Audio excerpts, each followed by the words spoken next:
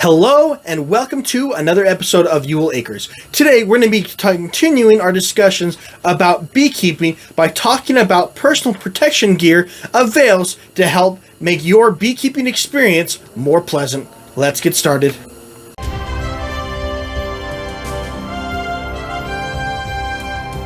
Thank you so much for joining us today. And just as a small side note, if you like what we're doing, if you're gaining value out of what we're talking about here, don't forget to subscribe. Click on that bell for notifications. Not only does it help us with the algorithm, but it allows us to better learn from each other with each other. Now, when you're dealing with beekeeping, there are many different tips, tricks, tools to help make it not only more successful, but a more pleasant experience overall. When you're dealing with bees, you're dealing with a live animal. And one of the biggest factors that why most people don't get into beekeeping, aside from the financial aspect to it, is that bees have stingers. They will defend themselves if they get angry. One way to help mitigate that is to wear protective gear. The one most popular piece of protective gear that I would recommend is what's called a bee veil. It's going to be the least cumbersome and handsome ones, which is just simply a small little net that goes around your shoulders, your neck in this area. Then it will have a net that drops down. You have your hat. The reason why this is the most important one, and if you're going to wear any protection, if you don't, the one that I would recommend is the veil. Going to be the most minimal, the most protective coverage, but it's going to protect the most vital area. Your eyes, nose, mouth, ears. If a bee gets angry, if they're going to attack, that's one of the most likely spots that they're going to go for, because that's the more sensitive areas for evolution. When a predator, you as a human, could be considered a predator going into their home, they're wanting to attack that place in particular because that's where they're going to get the best results in stinging. So, what's your thoughts? I personally like the bee veil because of how simple it is, it's easy to work with, and it's not going to hinder you too much while you're trying to work with it.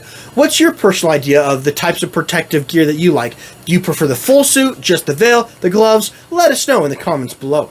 Now, what are some of the main factors and aspects of the bee veil?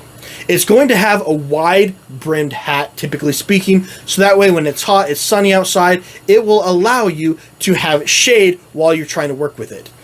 The net itself is going to extend off of that brim, leaving you ample space between your face and that net. So if you have the net right here up against your face, oftentimes bees are going to be able to sting through that net and still sting you. By having that net offset from your face a little bit, even when the bees try to drive their stinger in, because there's that distance away from your ears, face, it's going to allow you that room so they're not going to be able to get through that netting.